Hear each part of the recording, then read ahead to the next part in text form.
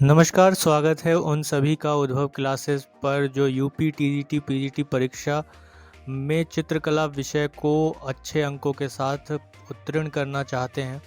आपके सपने को सच करने के लिए उद्भव क्लासेस का एक छोटा सा प्रयास है।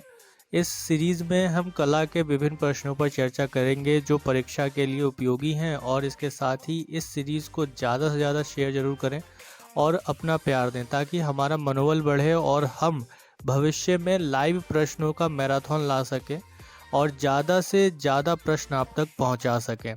तो ये वीडियो आपको अच्छी लगे, ये हमारा पहला वीडियो है इन प्रश्नों को लेकर, और इसमें हमने प्रयास किया है कि महत्वपूर्ण प्रश्नों को शामिल किया जाए और आगे भी ऐसा ही रहेगा। तो अब शुरू कर लेते हैं पहले प्रश्न से, कि जो चित्रकला से संबंधित पहला प्रश्न है जो अक्सर हमें यूपी, टीजीटी, पीजीटी चित्रकला में हमें देखने को मिलता है। यह आधुनिक चित्रकला एवं चित्रकारों से संबंधित प्रश्न है कि राजा रवि वर्मा जो एक प्रसिद्ध कलाकार थे का जन्म किस राज्य में हुआ?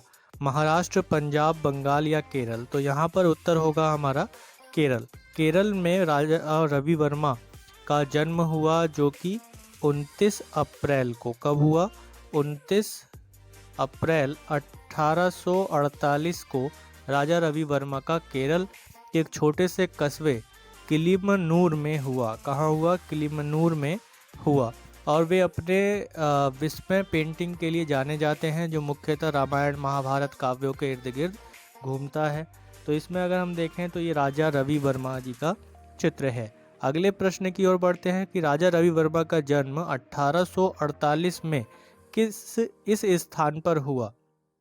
मदुरा, त्रिवांकुर, मैसूर या किलिमनूर? तो अभी हमने पिछले प्रश्न में देखा कि जो केरल का एक छोटा सा कस्बा रहा किलिमनूर, वहाँ 29 अप्रैल को, कब? 29 अप्रैल 1848 में राजा रवि वर्मा जी का जन्म हुआ। किनका जन्म हुआ? राजा रवि वर्मा जी का जन्म हुआ। अगला प्रश्न ले लेते हैं, राजा रवि वर्मा की मृत्यु किस वर्ष हुई? तो राजा रवि वर्मा की मृत्यु 1906, 1918, 1941 या 1921, ये ऑप्शन दिए हुए हैं। इसमें अगर हम देखेंगे तो वर्ष 1906 में राजा रवि वर्मा जी की मृत्यु हो जाती है, जो कि एक प्रसिद्ध चित्रकार है। और ये जो मृत्यु है ये 2 अक्टूबर 1906 में 2 अक्टूबर 1906 में इनकी मृत्यु होती है। इसके साथ ही आगे बढ़ते हैं अगले प्रश्न की ओर कि राजा रवि वर्मा जाने जाते हैं किसके लिए? वॉश पेंटिंग के लिए, टेम्परा पेंटिंग के लिए, जल रंग पेंटिंग के लिए या तैल रंग पेंटिंग के लिए? तो यहाँ पर बहुत ही अच्छा ये प्रश्न है, बहुत ही इम्पोर्टेंट प्रश्न है। कई बार ये प्रश्न पूछा गया है क्योंकि अलग अलग चित्रकारों की अपनी एक अलग अलग शैली होती है।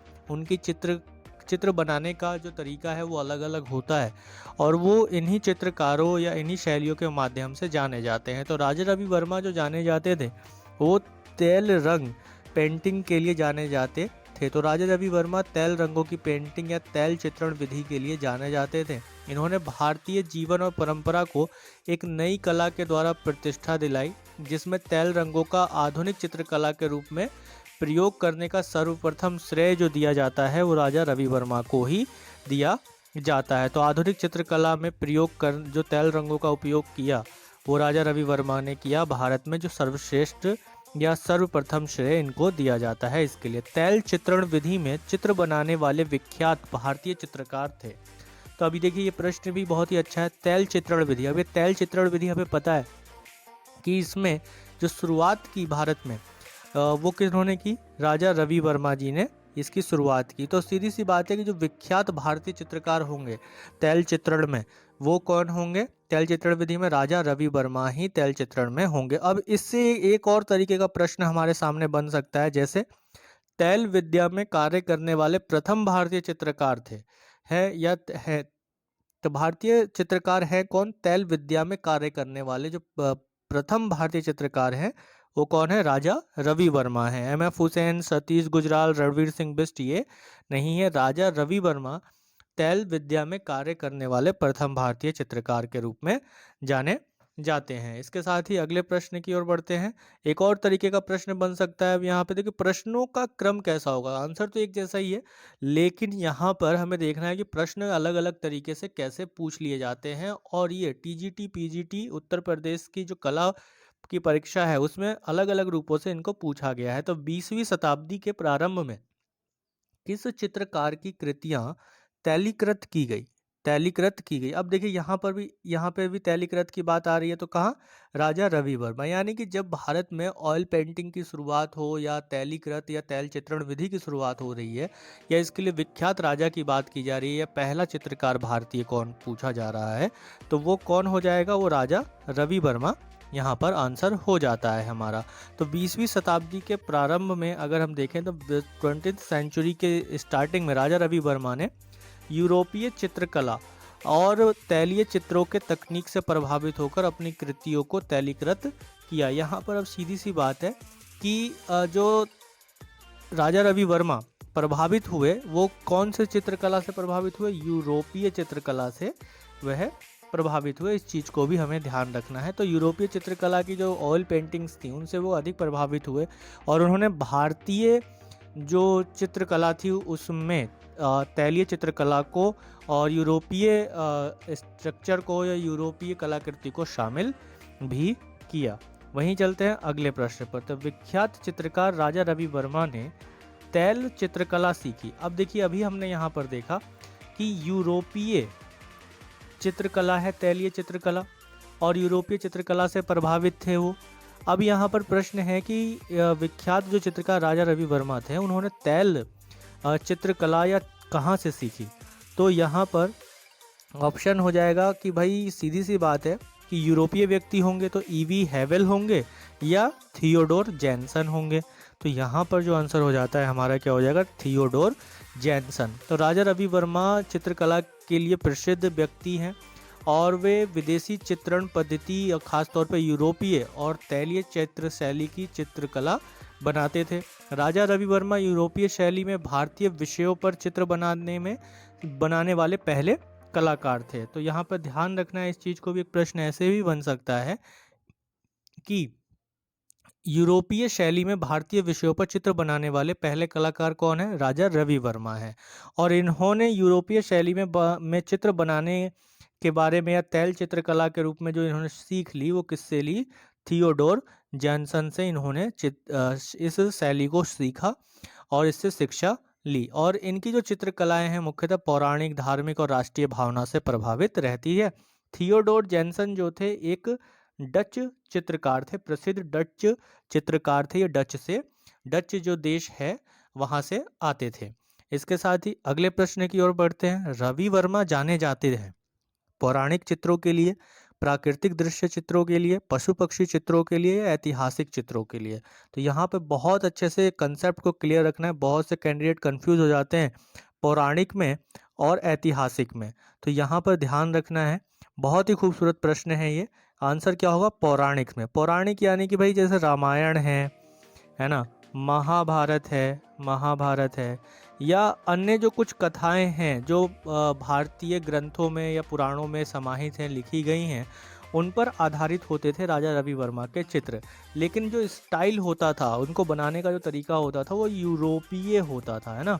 क्या होता था? यूरोपीय होता था। इस चीज़ को ध्यान रखना। और यूरोपीय में भी तैलीय चित्रकला को इन्होंने समाहित किया। जैसे अगर इसका एक उदाहरण हम यहाँ देख लें, इस चित्र में हमें स्पष्ट रूप से दिख रहा है कि ये एक घटना को दर्शा रहा है, रामायण की घटना को दर्शा रहा है, जिसमें गिद्धराज जटायु और रावण के मध्य युद्ध हो रहा है। जब रावण सीता मैया का हरण करके लंका ले जा रहा था, तब गिद्धराज जटायु ने उनका सामना किया था, उनसे युद्ध किया था, जिसमें रावण के द्वारा उनके पंखों को काटा जाना दिखाया गया है। तो ये पौराणिक चित्रों पर आधारित राजा रवि वर्मा का एक चित्र आपके सामने उदाहरण स्वरूप ये मैंने रखा है।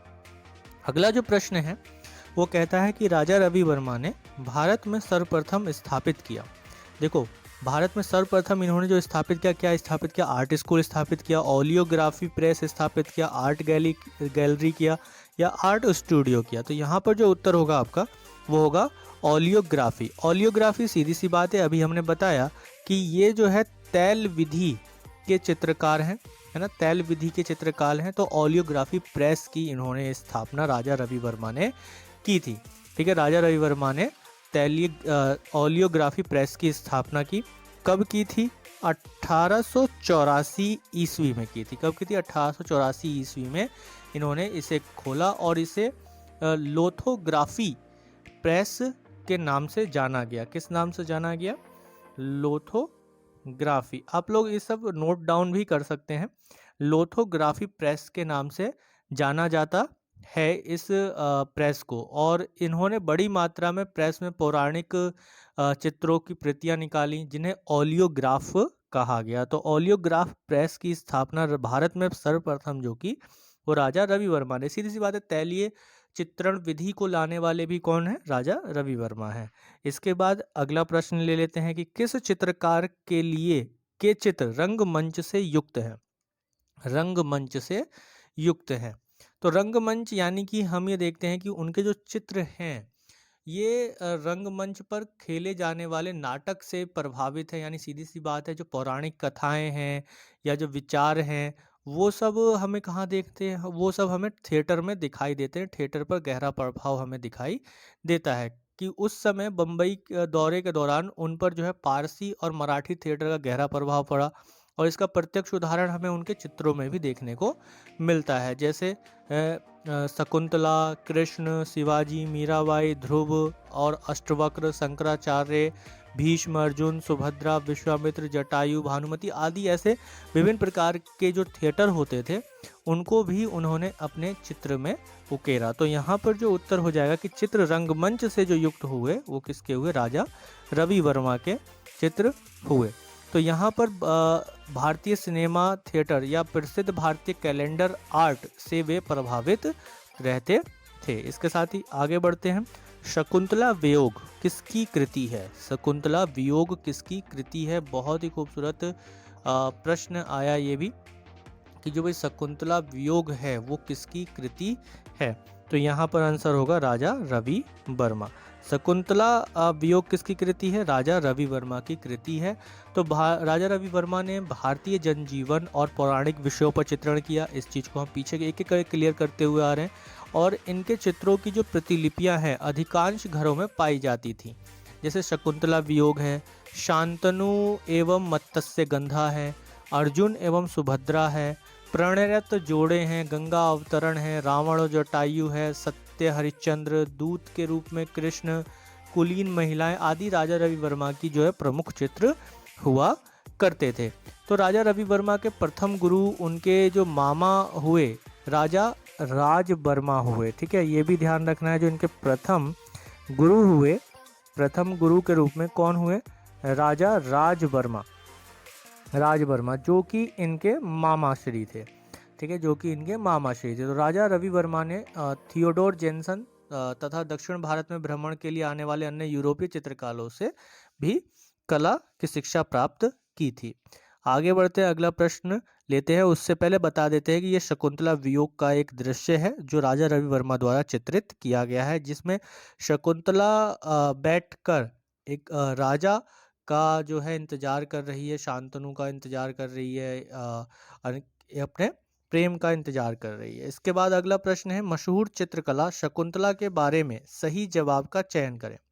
अब एक शकुंतला का एक और सही जवाब का चयन करना है। शकुंतला, एक शकुंतला वियोग चित्र अलग है जो अभी हमने पीछे देखा। ठीक है, ये शकुंतला वियोग का चित्र है जिसमें शकुंतला जो है वियोग में बैठी हुई है और वेट कर रही है। अब यहाँ पर हम देखते हैं कि मशहूर चित्रकला है केवल और केवल शकुंतला की चित्रकला। इसके बारे में हमें सही जवाब बताना है।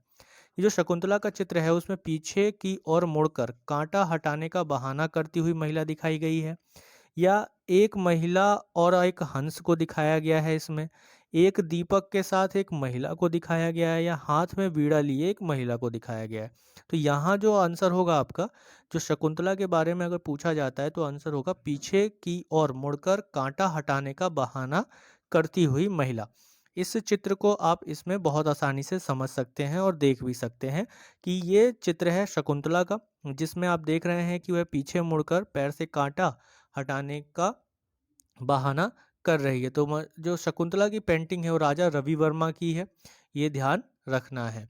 इसी तरह उर्वशी और राजा पुरूरवा की पहली मुलाकात, सन्यासी के रूप में अर्जुन अपनी पत्नी सुभद्रा से मिलते हुए, महिला द्वारा चमेली के फूलों से अपने बाल संवारते हुए, रावण के सीता हरण इत्यादि इन सब चीज़ों के का चित्रण जो है राजा रवि वर्मा ने अलग अलग रूपों में किया है। ऐसे ही शमशान घाट पर हरिश्चंद्र को उनकी पत्नी तारामती के साथ दिखाया गया है। राजकुमार दमयंती की शाही हंस के साथ बात करते हुए दिखाया गया है। तो ये राजा रवि वर्मा की कुछ प्रसिद्ध पेंटिंग्स रही हैं। अगला पेंटिंग है कि हंस दमयंती के चित्रकार, देखिए ये भी क्या होगा, हंस दमयंती के चित्रकार राजा रवि वर्मा होंगे, इसमें कोई शक की बात नहीं है।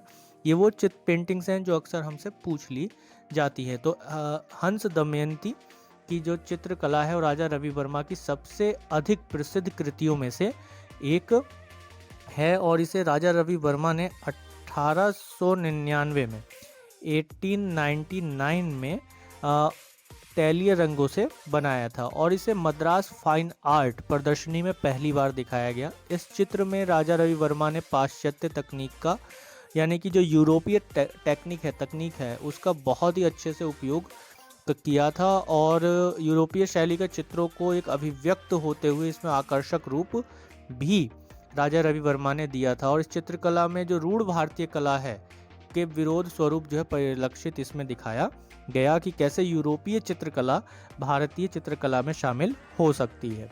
अगला प्रश्न है कि रंग रसिया फिल्म किस चित्रकार के जीवन पर बनाई गई?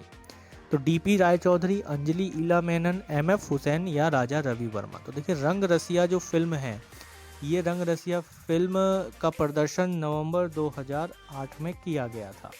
नवंबर 2008 में किया गया था और ये राजा रवि वर्मा के जीवन पर आधारित फिल्म है। और यह फिल्म के निर्देशक कौन है? तो देखिए निर्देशक का भी नाम पूछा जा सकता है। तो निर्देशक है केतन मेहता। केतन मेहता रंग रसिया फिल्म के निर्देशक रहे हैं और निर्माता जो है प्रोड्यूसर जो रहे हैं दीपा शाही, आनंद महेंद्रू और केतन मेहता इसके प्रोड्यूसर रहे हैं। डायरेक्टर कौन रहे? केतन मेहता रहे हैं। तो यहाँ जो रंग रसिया फिल्म है ये कब आई थी? 2008 में आई थी। और किसके जीवन पर आधारित है ये? तो ये जो आधारित है राजा रवि वर्मा के जीवन पर आधारित है रंग रसिया। अगला प्रश्न ले लेते हैं, राजा रवि वर्मा के बारे में गलत कथन चुने। तो राजा रवि वर्मा के बारे में गलत कथन, उन्होंने मराठी महिलाओं को अपने आदर्श के रूप में प्रस्तुत किया। ये बात बिल्कुल सही है, गलत नहीं है। उन्होंने मराठी महिलाओं को अपने आदर्श के रूप में प्रस्तुत किया। वह बॉम्बे प्रगतिशील समूह के सदस्य थे, तो ये बात गलत है। हमारा जो आंसर होगा वो यही होगा बी, कि वह बॉम्बे प्रगतिशील समूह के सदस्य थे। तो ऐसा वे नहीं थे, वे बॉम्बे प्रगतिशील समूह के सदस्य नहीं थे। उन्होंने मुद्रण प्रेस की स्थापना की, ये बात बिल्कुल सही है। उनकी मृत्यु 1906 में हुई, 2 अक्टूबर 1906 में हुई, ये भी बात बिल्कुल सही है। अगला जो प्रश्न है हमारा वो क्या कहता है कि रवि वर्मा के चित्र का सबसे बड़ा संग्रह कहाँ है?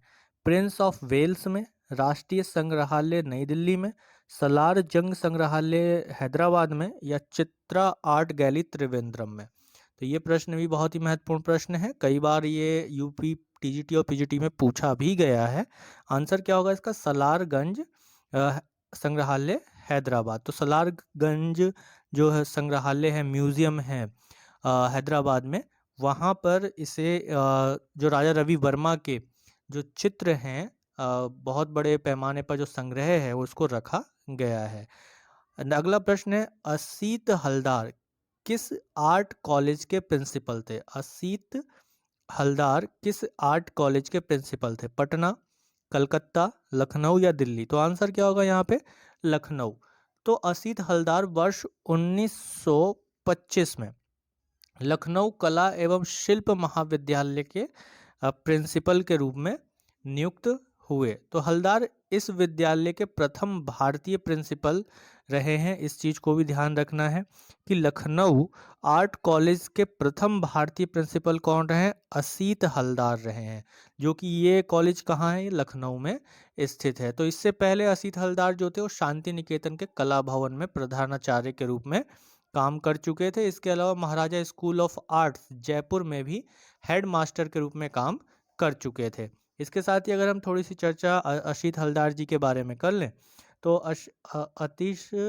असीत हलदार जी का जो जन्म है वह 10 सितंबर 1890 में होता है। 10 सितंबर 1890 में इनका जन्म कलकत्ता में हुआ था। कहाँ हुआ था? कलकत्ता में हुआ था। और इनके जो प्रमुख कृतियाँ हैं उसमें बालक बालिकाएँ, संगीत, बसंत बहार, चंद्रमा और कमल, प्रकाश और लय, प्ररब्ध आदि जो है हलदार की प्रमुख कृतियाँ रही हैं। इसके साथ ही अगला प्रश्न जो इनसे संबंधित है, निम्नलिखित समकालीन कलाकारों में बंगाल शैली का प्रभाव किस पर सर्वाधिक है? देखिए, बंगाल शैली, अभी मैंने आपको पीछे शुरुआत में ही राजा रवि वर्मा जी के बारे में बताते हुए समझाया था कि कैसे हर एक चित्रकार की अपनी एक अलग अलग शैली होती है। तो जो असीत कुमार हलदार हैं, इनकी जो शैली थी वो बंगाल शैली थी। और ये सभी जो चित्रकार आपके सामने 4 ऑप्शन में दिखाए गए हैं, ये सभी एक दूसरे के समकालीन हैं, यानी कि एक दूसरे के काल में, एक दूसरे के समय में ये रहे हैं। तो यहाँ पर हम देखते हैं कि असीत हलदार जो बंगाल शैली के एक प्रमुख कलाकार रहे हैं। इन पर इस बंगाल शैली का काफ़ी बड़ा प्रभाव हमें देखने को मिलता है। इनके अतिरिक्त नंदलाल बोस बंगाल शैली से संबंधित प्रमुख कलाकार हैं। इनके अलावा क्षितेंद्र नाथ मजूमदार प्रमुख कलाकार हैं बंगाल शैली के, जिन पर बंगाल शैली का अत्यधिक प्रभाव हमें देखने को मिलता है।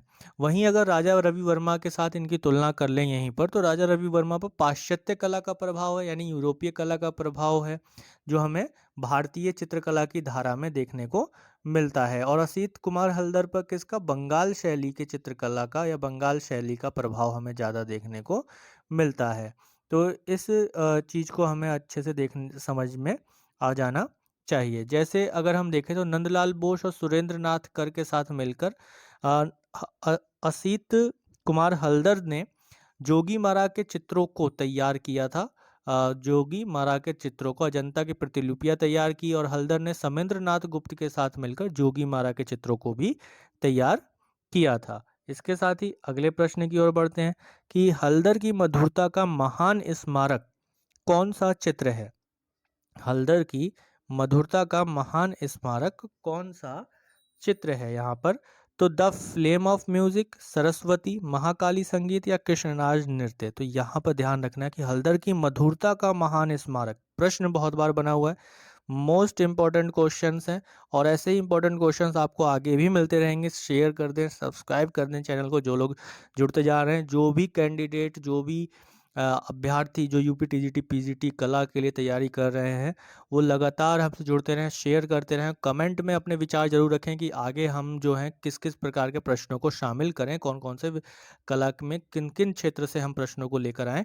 तो हम लाइव सेशंस भी लेकर आएंगे धीरे धीरे, लेकिन बस आप लोगों का सहयोग और प्यार चाहिए ज़्यादा से ज़्यादा। तो इस प्रश्न का उत्तर क्या होगा? The flame of music. The flame of music इस प्रश्न का उत्तर होगा। आज हमने केवल 20 प्रश्नों पर ही चर्चा की है। इन 20 प्रश्नों पर अपना अधिक से अधिक प्रेम दिखाइए, प्यार दिखाइए, ताकि हम ज़्यादा मनोबल से और अधिक प्रश्नों को ला सकें, और मैं आपके सामने फेस टू फेस लाइव करके सेशन को और अच्छे से चीज़ों को समझा सकूं। तो मैं आशा करता हूं कि यहाँ तक आपको इन प्रश्नों को करके बड़ा आनंद आया होगा, कुछ सीखने को, जानने को मिला होगा। तो उत्तर प्रदेश टीजीटी पीजीटी चित्रकला के लिए जो है जल्द ही तारीख आने वाली है, घोषणा होने वाली है।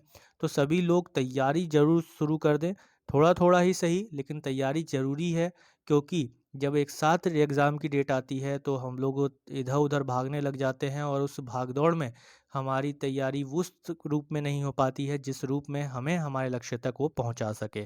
तो चलिए मिलते हैं अगले वीडियो में। अगला वीडियो आएगा, ये डिपेंड करता है आप लोगों के प्रेम पर, कितना शेयर होता है, कितने लाइक्स होते हैं, कितने सब्सक्रिप्शंस हमारे बढ़ते हैं। चलिए धन्यवाद।